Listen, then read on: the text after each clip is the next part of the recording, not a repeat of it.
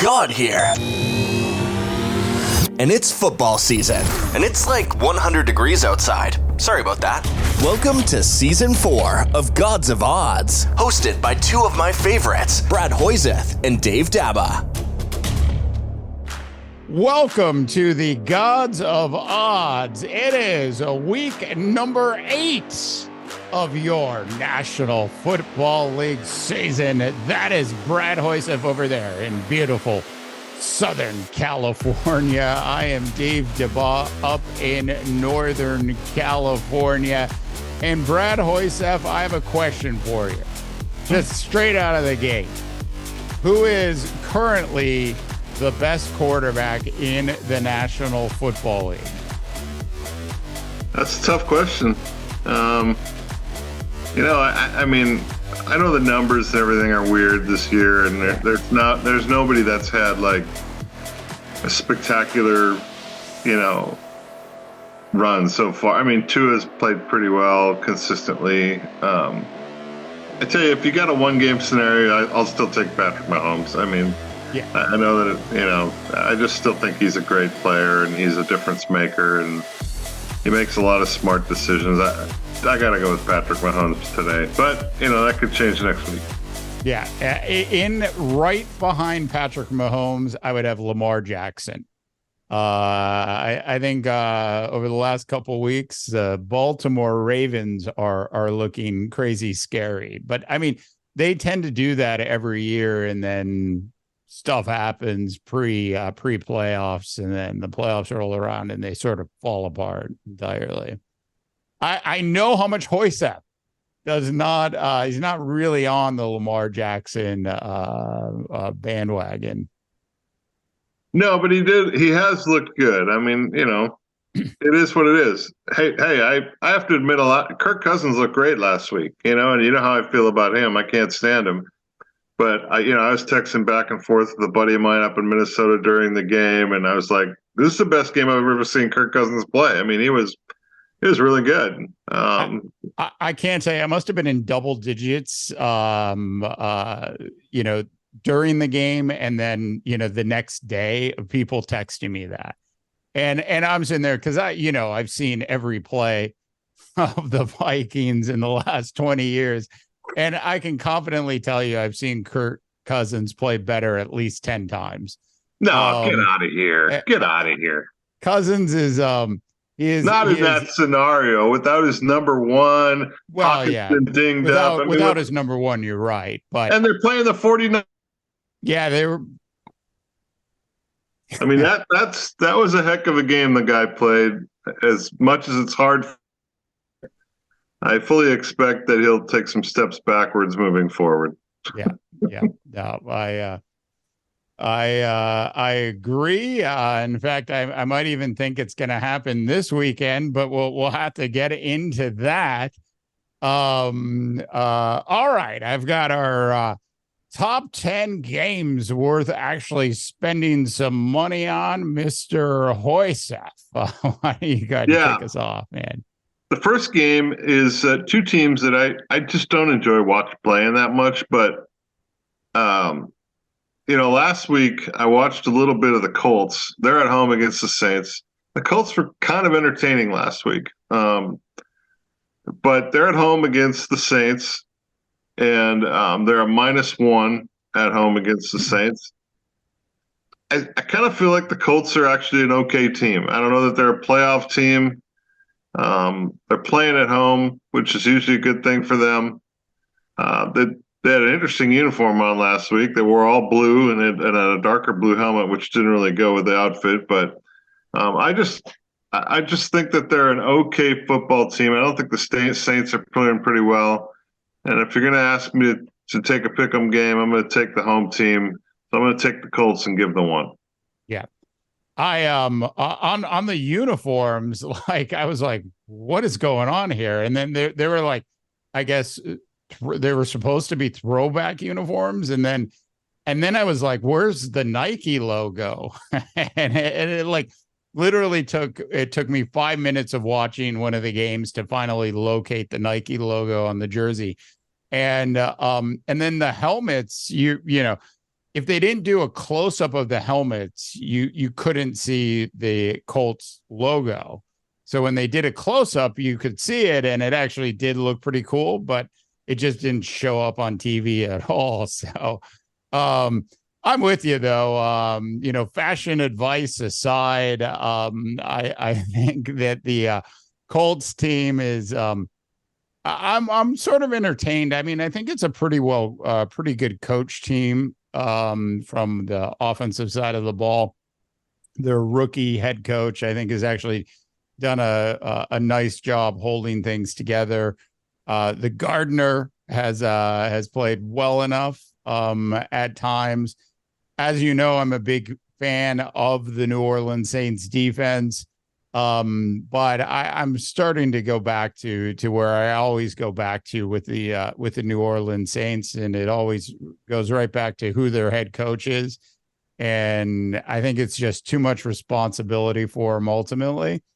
And this is a point. This is essentially a pick'em game, so I'm going to take the Colts as well. Yeah, I feel the same way. Ordinarily, like I said, I'd never watch these two teams play. I don't really have any interest in watching the Colts or the Saints, and frankly, that's why it was my first game up on the docket. I found it intriguing that the Colts have played some decent football, and I don't think Gardner Minshew is a bad player. I'm not a big Carr fan. I'm not a big Jameis Winston fan or whoever the heck they got as the backup these days, and I'm getting tired of watching Taysom Hill take 3 or 4 snaps a game under center. I think that whole thing has kind of run its course. So I'm going to take the Colts at home and give the one. All right. So moving on. Speaking of Kirk Cousins and Jordan Love, we've got the Vikings on the road against the Packers at, of course, Lambeau Field. When I started to sort of look at this game, I started to really think of, were the Vikings actually going to have a letdown after that big win against the 49ers? And it came out this afternoon, Brad. I happened to hear this in the car on the way back to the home office that Brock Purdy had actually suffered a concussion. And is actually in the concussion protocol right now. They're not sure he's going to be able to play. So this upcoming weekend. So the interceptions that he threw at the end of the game against the Vikings were concussed interceptions, at least according to the San Francisco 49ers. So I sort of look at this game, and I'm I was going to go with the Packers, but I'm going to flip back to the purple and take the Vikes in this one. I can't do it. I'm not buying Jordan Love. He can't throw the ball down the field at all right now. He hasn't figured out how to work with his young receivers for anything past a 10-yard pass. They haven't really gotten their running game together. This is a game that the Vikings should win. And I'm just going to go ahead and lay down that whopping 1 point and assume they pull it off. Yeah. Dave, I just oftentimes I pick these games based upon how teams are playing. The Packers just lost to the Denver Broncos. Yeah. I mean, the Broncos are as bad a football team as there is. And so when you score 17 against the Broncos defense, remember last week I was calling it a get-right game for the Packers? That was one of the games I got wrong last week, by the way. Oh, we got a lot of games wrong last week. Yeah, and so I was calling it a get-right game. I think it was a get-wrong game for the Packers, if that makes any sense. I mean, that was more than a one step backwards. That was a couple leaps backwards, and I saw a lot of things I didn't like. Aaron Jones is, plays very little part in the offense right now. I really still don't like Romeo Doubs and some of those kids that got going up for passes. I mean, the one touchdown they had was a pass that hit Doubs in the hands and it deflected to another guy. And so, I mean, I just don't think they're a very good football team. And, the Vikings have got to be feeling pretty good about themselves coming off a win against San Francisco. I don't know how healthy they are. I think Hawkinson practiced today, and he's probably going to play, and that helps out. But I think in a lot of cases, teams can become a lot less predictable when the number one option goes off the field. And I think that's what we saw last week against the 49ers. And there's some other guys there. I mean, Addison has really been impressive. There's no question about it. It's just a matter of time now before he starts facing some double teams, and who's going to step up and make some catches. That's going to be a big question. But I got to take the Vikings on the road on this one. I mean, they're just playing better football right now. They're coming off a big win. They got to be feeling good. Yeah, I mean, the concern I always have with this Viking team seems to carry over year after year after year. But really this year, how they just play at the level of the team, their opponent. And that's why they're in all these one-score games. So they can play the worst team in the NFL in the Chicago Bears and make it interesting. And they can play some of the better teams in the NFL and come close. And then actually, like they did with the San Francisco 49ers, actually win the game. So I always get concerned. I should probably take all the Viking picks off the board for the rest of the season. But I'm going to go ahead and stick with the Viking pick. And I did want to, I do have a shout out. I've got to get out to London. My daughter, who goes by the nickname Miss Rose, had asked for a shout out. So to London we go. She is hanging out there going to college. All right, Mr. Hoysef, I'll pass it back over to you. All right, how about the Patriots at the Dolphins, Dave? That's I see that being a bludgeoning. I mean, it's a 9.5-point line for the Dolphins. I saw one thing that made me running to my computer on Tuesday morning to make a transaction for my fantasy team last week. And that was early on in the game, the Dolphins game, which, by the way, was a really entertaining football game. I thought they got screwed by the refs at the end of that game. But what I saw was Jalen Ramsey and Xavier Howard on the sidelines, and they said, these guys are going to be ready to go pretty soon. And so, like I said, I ran to the computer Tuesday morning to make the transaction and pick up the Dolphins defense because that defense is about to become really, really good. And the rumors have it that Ramsey last week was covering Tyreek Hill and some of the other guys, Jalen Waddle, in practice and, faring very well. So the Dolphins are giving up 9.5. The Patriots, I just don't think have anything left, Dave. Remember 3-4 weeks ago when Belichick had back-to-back games when he lost by 30? Yeah. I could see that happening again. So I'm taking the Dolphins. I'm giving the 9.5. Well, so you don't believe in the resurrection of Mac Jones, and neither do I. So I felt like this was a pretty easy one to pick. I still feel like this, Patriot team is sort of to the bottom of the field of the National Football League this year. Belichick will pounce when he has the opportunity to. But I like the Dolphins high power offense, taking this over. And the Dolphins are actually going to be really, really scary when they get their rookie running back and Waddle gets fully healthy. And when those things happen, and to your point, Vic Fangio as a defensive coordinator, he doesn't have all the tools that he's had in the past at other stops in the National Football League. It's clear, but he's still great at scheming against other teams. He'll know how to shut down Mac Jones. So I like the Dolphins a lot in this one as well. Yeah, I mean, I'm one of these. John Madden always used to say the defense starts at the corners, and I agree with him. I'm not one of these guys that thinks you got to be good in the trench. Those days are gone, Dave. A guy drops back, he takes 2 steps, and he gets rid of the ball. You don't have a chance to get there. So you have to have guys on the outside that can cover.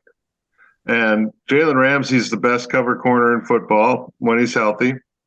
And Xavier Howard a couple of years ago was one of the most opportunistic corners in all of football.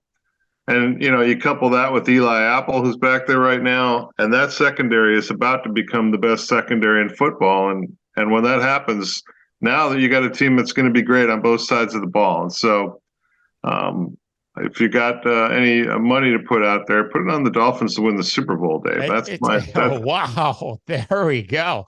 Huge breakthrough in North America. Hoysef with a week 8 prediction that the Dolphins, will they win the Super Bowl, Brad, or will they just get there? Yeah, I think you have to make a prediction that they win it, right? I don't know. I guess you could make a bet that they win the AFC title, but is there a more exciting team to watch than Miami? They're so fun to watch. Yeah, they really are. One note, I feel like Jalen Ramsey has lost a step or two at this point. And I don't think he's, at the level he was before, but he's still better than, 80% of the other players in the NFL at his position. So I like that a lot. All right. So moving on to bad football games. This is the battle of, and I know this is a topic Brad doesn't like, but which coach will get fired first? The Bears versus the Bolts of Los Angeles. In this particular game, the Bolts are favored by a whopping 8.5 points. I thought the kid from the small school, Division II school that nobody had ever heard of before, actually played really well, or well enough. I mean, he only threw for I think it was 173 yards. It's not like he threw for 300 yards. It's not like he put up CJ Stroud numbers, and I can't even believe I'm saying that. But I've got the Chargers winning this one. If for some reason the Chargers are down by 21 points at halftime, just go ahead and can Brandon Staley now. Just do it. Just make my dream come true, where the Spanoses are the people that would actually do something like this, Brad. Where they would actually fire a head coach at halftime. Well, I have changed my pick, Dave. I was going to take the Chargers, and then I looked and I said 8.5. Are you kidding me? Brendan Staley with an 8.5 point. How does that happen, right? And then I did a strange thing. I looked back and I saw your picks on your own games last week, which. I'm not even going to bring up that number. Wow. I thought I'm going to go in a different direction than Dave on this one because he's not hot right now in his own games. You've done better at mine, and we've had stretches like that where that happens. I'll do better at yours than on my own games, and vice versa. And so I'm going to take the Bears. Like you said, I thought the kid looked pretty good. He was playing at home, and he had all this family there watching him and stuff like that, and. He's finding a way to get the ball to the best weapon, which strangely is something that the other guy couldn't do. So I'm going to take the Bears. I just think 8.5 is a large line for a Charger team that hasn't played really. I haven't seen anything yet to lead me to believe that the Chargers should be an 8.5 point lead over anybody. Yeah. I mean, you make all very valid points from Dave had a bad week last week, all the way down to, quite frankly, Herbert's been okay. He hasn't been great. I'm not convinced their offense is better this year than it was last year. Maybe it's a little worse than it was last year, and they're suffering in the pandemic of the red zone, like a lot of other teams are this year. It's really, really strange how bad teams have become in the red zone. And it's not just, the bad teams being bad there. The good teams have been bad in the red zone this year as well.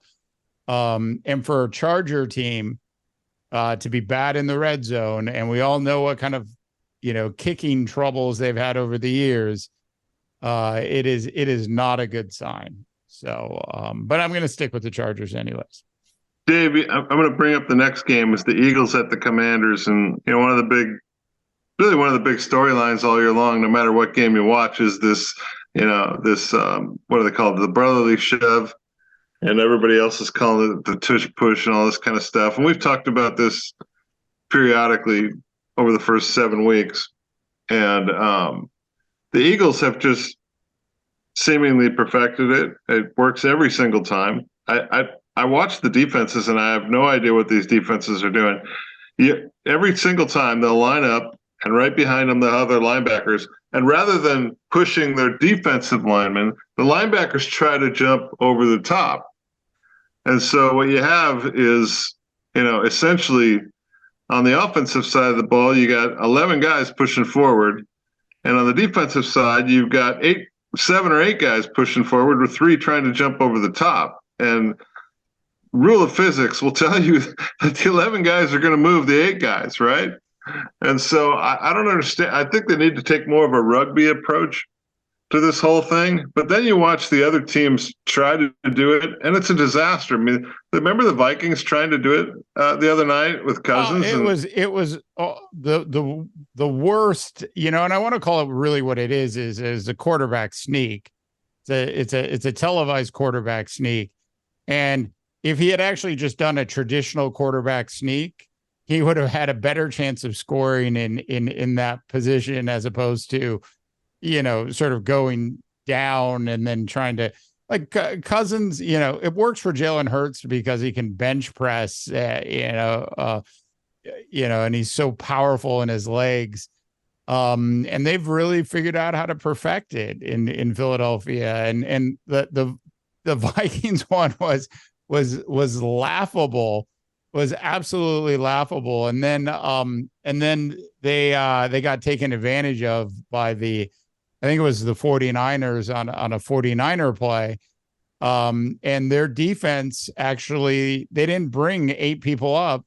They had 5 people at the defensive line, and they had these big gaps open. And I'm like, what the hell are you doing? So it's like, it's just so strange. I hope they don't get rid of it. You've got to figure out how to stop it. It should be part of the league going forward. But Dave, I don't want them to stop it. That's just part of the game, right? Yeah. But the teams themselves should stop it. I mean, I'm watching Cousins do it, and on the second one, he actually drops the ball, and they got bailed out for some reason or another. And I'm going. It was the one time I looked at my TV and I just said, just run the damn ball. What are you doing? Just run a normal play. San Francisco hadn't stopped them running the football all game long. What are you doing with this thing? Yeah. And they get away from the run. They can't help themselves. Dave, here's my philosophy. And I feel the same way when you see a team pitch a ball to a running back and he throws it. And oftentimes the throw is abysmal. And I'm going, you know what? I want my quarterback to throw the ball. I want my running backs to run the ball. It's a pretty simple philosophy. Jalen Hurts is a glorified running back. That's why he can do it and he can get away with it. Kirk Cousins is not that guy. He's not a physical runner. Especially as he moves up into different age brackets and gets, closer and closer to getting discounts at movies. Well, anyways, I got the Eagles at the Commanders. It's a 6.5-point line. The Eagles are favored. They continue to win football games. They are a good football team. And I don't think much of the Commanders right now, Dave. I know you're a big Thurston Howell fan, but the guy's just getting killed. The kid's got so much pressure on him. He's leading the league in sacks. The Eagles can do one thing. They can get after your quarterback. And so on the road, I'm going to give the 6.5 and take the Eagles.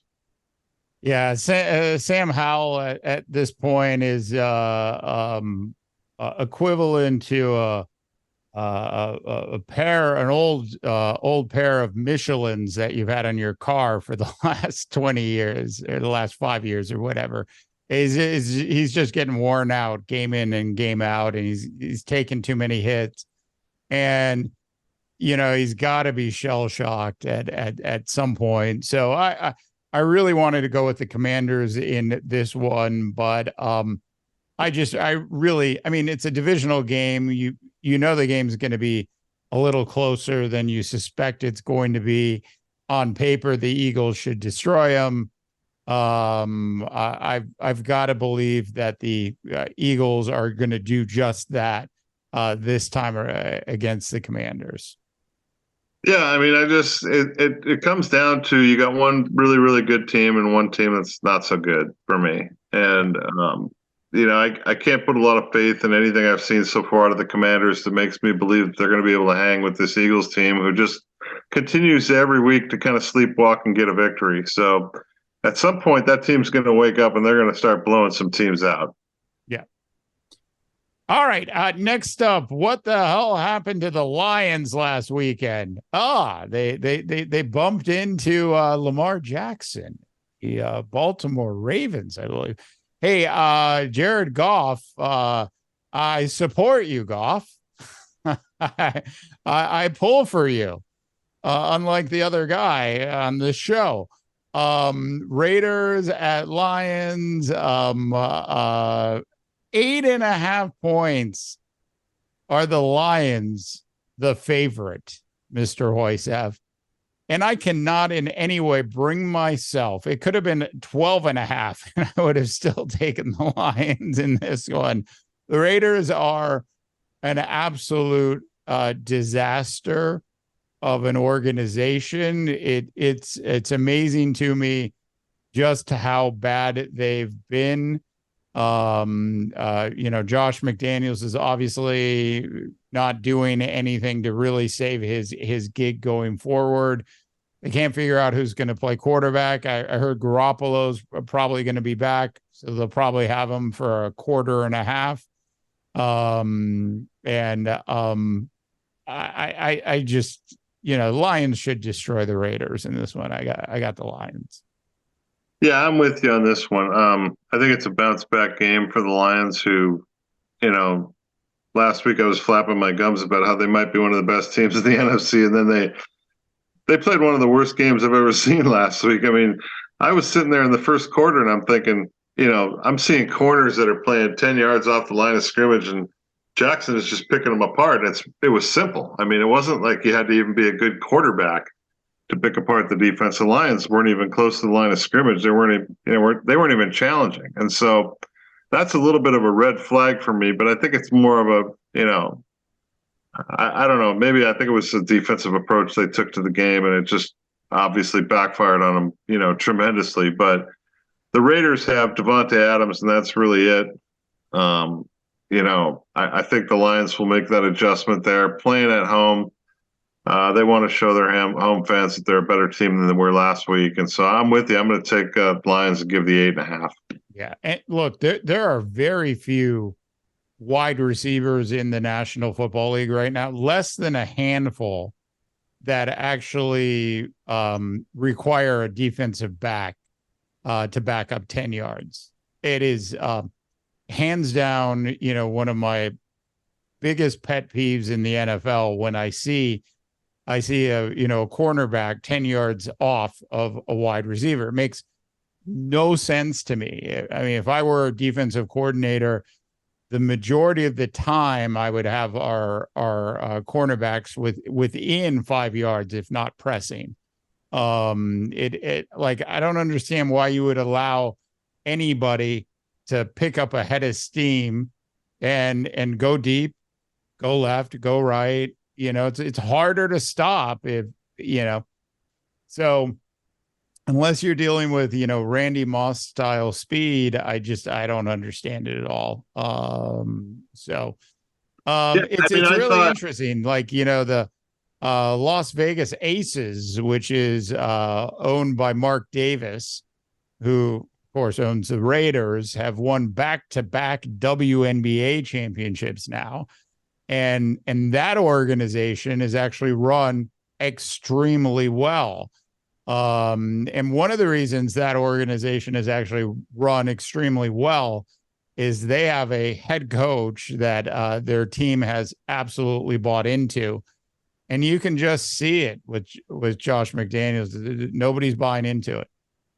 Yeah, well, the one thing I noticed, to go back to the Baltimore when they played the Lions, was I think the Lions thought that they were going to be able to get pressure on Jackson, and really they had no success at all with Hutchinson and the guys up front. The Ravens just completely controlled the line of scrimmage, and that just, they didn't put any pressure on Jackson to make decisions quickly and throw his balls quickly. So, it was just a combination of things that just steamrolled on them. Anyway, speaking of steamrolls, my next game is the Chiefs at the Broncos. I thought you were going to say what you've done to me over the last 3 weeks. No, I think we tied last week. It was equally. I went 4-6 last week. I can't remember what you did, but I think we both went 4-6 last week. But the next one is the Chiefs at the Broncos, and I still think the Broncos are one of the worst teams in football. They show me almost nothing. All the thoughts of, Sean Payton being there, and then suddenly Russell Wilson's going to be the comeback player of the year or something. I think that was gone 3-4 weeks ago now. And the Chiefs, I think, are just starting to figure out who they are this year. They kind of reinvent themselves. That's what Andy Reid's really good at.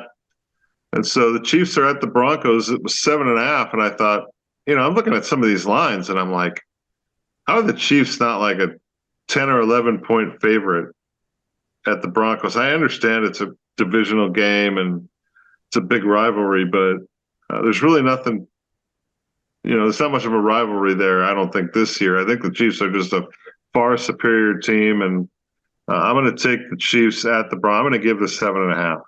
Yeah, I look, I want to take the Broncos, but I can't do it. I'm trying to get games right this week, Hoyseth. So I'm with you too. I mean, like I was surprised they weren't favored by more. The Chiefs, they had the one nice game. Will they have back-to-back good games on the offensive side of the ball? When Patrick Mahomes gets on a roll, a lot of times it's not just in one game. He's on a roll for, 4 or 5 games. So I like the Chiefs a lot in this. The Bronco defense has played a little bit better the last couple weeks. They have some decent weapons on the offensive side of the ball. But, I'm just going to say it, Brad. Nobody says this. Jerry Jeudy just isn't all that. That's really what it sort of comes down to. Or is like, you should trade for Jerry Jeudy. I'm like, no, you shouldn't. Well, let's take a look at who the Broncos have played. I mean, you say that they've played a little bit better football. Okay, can I run down their last 3 or 4 games for you, Dave? Yeah, absolutely. Okay, well, they got beat by the Chiefs by 11 in one game. But last week, they played the Packers. The week before the Chiefs, they played the Jets. The week before that, they played the Bears. And the week before that, they gave up 70 to the Dolphins. So I think the 70-20 game between the Dolphins and the Broncos is probably something that this game's look a little bit more like than the one that was 19-8 or whatever it was a few weeks ago. I mean, I understand they know each other, but I think the Chiefs are they're going to shake that performance off from a couple weeks ago. I think they're going to blow them out. You bring up a really good point, Brad. I hadn't thought about it, but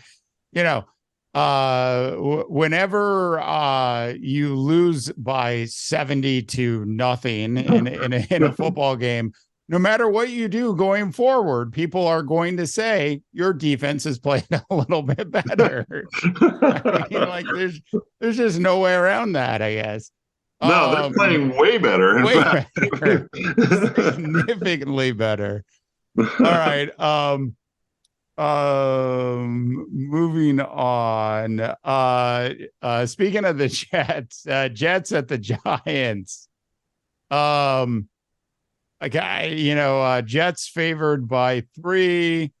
The Giants, I'm hoping you go with the Giants in this game. I don't remember which way you're going. So Jets, look, it's a battle, of New Jersey, and it'll be interesting to see how this all plays out. I can't say anything really positive about Zach Wilson other than to say if he doesn't make mistakes, the Jets should win. Or I should rephrase that. If he doesn't make more than one mistake, the Jets should win. Tyrod Taylor, I'm not sure. I don't know if you know if Tyrod Taylor is starting or not, but I feel like they play better with Tyrod Taylor right now. When you have a bad offensive line and you have questionable wide receivers, you need a scrambling running back like like Taylor versus stand in the pocket and hurt your neck. Which is exactly what happened to Daniel Jones, Mr. Dudley Do-Right.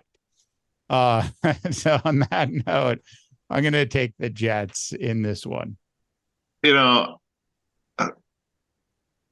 Who would you, if you had to go to this game, like if you were a Jets, it's always got to be an intriguing game, right? I mean, your neighbor's probably at the game rooting for the other team, right? And so who would you root for? I've always liked the Jets more than the Giants. I don't know why. I mean, the Jets haven't been good for like ever, but there's something kind of intriguing about them. I'm taking the Giants in this game, by the way, because I don't think the Jets should be favored by 3 over anybody. But that's the only reason. I'm not taking the Giants because I think they're a great team or anything like that. I just thought 3 was a rather large line between 2 really poor teams. And so I'm going to take the Giants and just, flip a coin. I think it's a flip a coin game, really. Yeah. And so, they both have good defenses that both have, defensive guys as their head coach that, I'm intrigued to find out how they're going to score more than, I think the over-under was like 36.5 or something like that, which is crazy. But I'm going to end up sticking with the Giants in this one. Yeah. So to answer your question, if I were going to this game, I would definitely be on the Jets side of the fence. I've just always, You just want to do that cheer, J-E-T. Yeah, right? it's just a way better thing, and they're always sort of like the ugly stepchild of the Giants, and they're sort of the upstart team, and of course it's got a limited history of success is probably the kindest way of saying how they've played traditionally over the last 15 to 20 years. But I've always sort of preferred the Jets, honestly. All right, so I'm going to my last game. It's the Falcons at the Titans. I don't know why. Don't even ask me why, okay? But I'm going with the over-under of 36.5.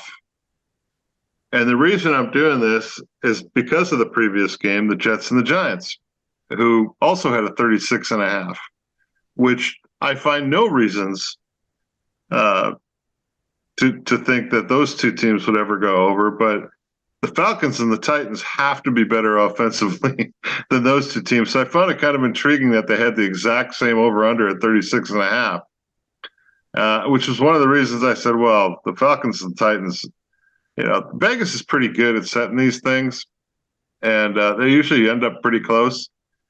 So I just think the Falcons and Titans both have offensive weapons that can beat that 36.5, which I thought was a really low line for those two teams. I know Tannehill's had a terrible year, but he may not play, and which means probably a little bit more Derrick Henry, which is good for Tennessee.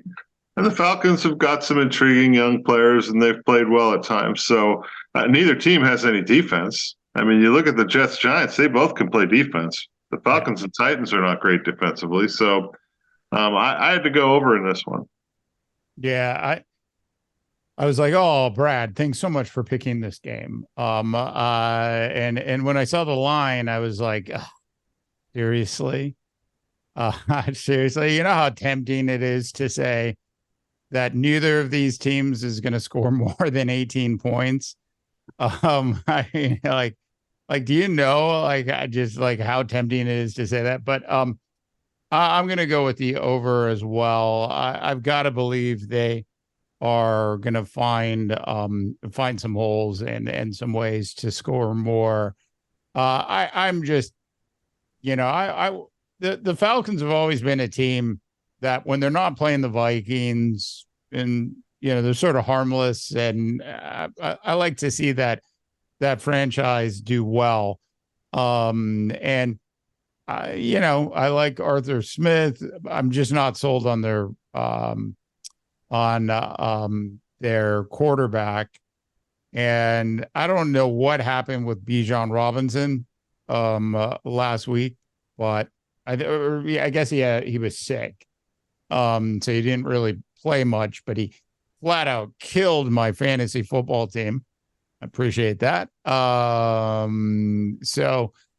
I'm going to go and agree with you on this and take the over. Yeah, again, there's some games that are not that intriguing. I'm not all that intrigued. I know you're more of an Arthur Smith and Falcons guy than I am. I don't find them to be an intriguing team to watch at this point. But Desmond Ridder is, he has his moments when he looks okay. The Titans, I think it could be the last year for their coach being there. I don't think he's going to last through another offseason of not making the playoffs and stuff like that. So, the Titans are at home, and which should help their offense out a little bit. So I'm going to take the over. Yeah, watching the Falcons play football is like, I guess, watching one of those home improvement shows, but not for like mansions. We reserve that for the 49ers and the Eagles and the top echelon of the National Football League. It's like watching home improvements for trailer houses is closer. And using home improvements because Home Depot headquartered in the ATL. And I just want this team to be better. And I just want them to get their offensive fixed. Their defense has played better than I thought they were going to play this year. And if their offense if they just had a real quarterback, they had somebody that was between 10 and 15, the 10th best or the 15th best quarterback in the National Football League, they would easily win that division. And Ridder is not answering the bell. And I've said this before about Ridder. I hope I'm wrong, but he proves to me almost every week that I'm indeed right about Desmond. All right, what do you got for me on your last one? All right, Mr. Hoysef, the last game, speaking of teams that I predicted would go to the Super Bowl, I didn't say they'd win it, but the Cowboys at home against the Los Angeles Rams, 6.5 points is the spread in this particular game. I've got the Cowboys sort of waking up a little bit. Hibernation is sort of over on the offensive side of the ball. I think the Cowboys will take care of the Rams. You're right. The Rams are a much improved team, playing a lot better than I thought they'd play. I also will admit that I sometimes forget how good Matthew Stafford was, and how good Matthew Stafford still sort of can be quarter to quarter.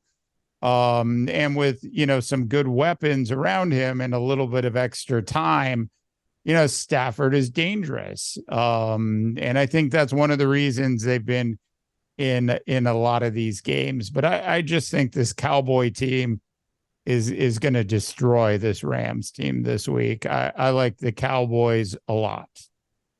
Yeah, I'm going to go the other direction. I think it's a matchup thing for me. And, ever since the Cowboys lost the really talented kid in the secondary earlier in the season, they just haven't been as good defensively. And so they're kind of relying on the defensive front to put pressure. And I think the Rams now, with two guys that can do those little short crossing patterns, they get rid of the ball quickly, and they're protecting Stafford a little bit better this year. And so if he gets it out on time, I think they can make some plays, and they can score some points on this Cowboys defense. And to me, the real mystery continues to be Dak Prescott and what the offense is going to do. And they're just not very good offensively. And if you're just continuously relying on the defense to make plays and get turnovers, I think if the Rams go out and play, football where they don't turn it over a bunch, I think they're going to keep this thing close. 6.5, I thought, was a lot for a Rams team that's playing better football. So I'm going to take the Rams and just hope that they go into Dallas and keep this thing somewhat close. Yep, and all of those things are really good points, and also exactly why I used the word hibernation to describe the Dallas Cowboy offense. I think they're coming out of hibernation this week, and I think the offense is going to show up. But if that doesn't happen, it's still 50-50 that their defense is going to win the game for them. So I really like the Cowboys and a lot in this one. I think, turn out the lights. The honeymoon's over for your resurgent Los Angeles Rams this year. A couple more of these losses, and, we'll be hearing the Sean McVay might be joining the Monday Night Football crew. Look, I'm not a big Stafford guy. I don't like guys that are statues that can't move around. And certainly it would be a recipe with, the guys they have on the outside for Dallas. It could be problems if they're not protecting them. But they've done a better job of protecting them this year. And I still think that this game is predicated on what are the Cowboys going to do on offense. I thought at the beginning of the year, I thought Tony Pollard could end up being the number one scorer in every fantasy football league. Just given Elliott not being there anymore and the history of running the football. And it has just not been there. The running game is not what it was. The offensive line is not what it was. And Dak Prescott, unfortunately, is still what he was, which is inconsistent. So I think the defense is going to show up. They're going to be good. They're going to be fine. They got players, right? Yeah. But at some point, you got to be able to go out and score some points. Well, Brad, the nice part about statues is they don't talk back. So I really think, a week off, rested, they're going to fix some things on the offensive side. I mean, the problem that they have with Dak Prescott right now is I saw the stat earlier in the week, Brad. It was like 82% of all his completions are going to CeeDee Lamb. It's like, where's the ball distribution in that? So like, I think they know what the problems are. Look, Dak isn't what he used to be from a rollout perspective, which was a big part of his game. I mean, imagine Kirk Cousins not able to roll out. Like, how much more would you hate Kirk Cousins if he didn't roll out? I mean, What'd you say? I can't hear you. What'd you say? Earmuffs. It's absolutely unbelievable. Couldn't believe it took the national media like 10 years to finally figure that out. Voice-Up's been saying that forever. So anyways, I like the Cowboys in this one. All right, Mr. Hoysef, any final thoughts? Anything else you'd like to throw out about week 8? Well, it's mid-season, right? It's darn near mid-season. And so, I think one of the storylines so far this year, as you've mentioned it a couple weeks in a row, is who's the best quarterback in the league. We really, it's hard to distinguish. Nobody's been great. You were talking last week in text messages about how you are done with the Bills, right? Yeah. I know neither one of us took the Bills game. Are the Bills playing this week? It doesn't matter to me. They're dead to me. I don't care. I'm just done. I'm done. I don't want anybody to get fired or anything like that. I kid about Brandon Staley and all the other coaches, but I really don't. But Andy Reid had to change teams to win a Super Bowl. And sometimes it's just time to move on. There's just something not right with the Buffalo Bills team right now. I'm not sure what it is. I do know though that I won't be putting the Bills up at all on my picks. You'll have to put them up to get my opinion on Buffalo moving forward. It's just it's a total roller coaster ride. At least I know the Cleveland Browns defense is good. At least I know that the Seattle Seahawks are going to show up week in and week out. Like, are you kidding me, Buffalo? Are you Buffalo, kidding me? by the way, is an 8.5-point favorite against the Buccaneers at home, Dave. I don't know. Come on, Baker Mayfield. There's a whole other like if they can't beat Baker Mayfield by 8.5 at home.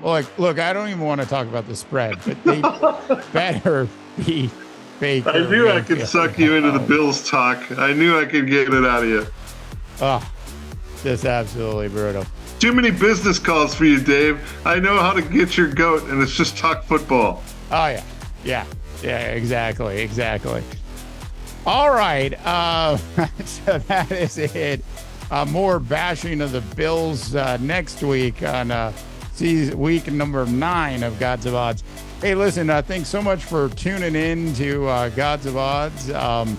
That is Brad Hoisev over there in beautiful Southern California. I'm Dave DeVop in Northern California, wishing you all a tremendous rest of your sports viewing week.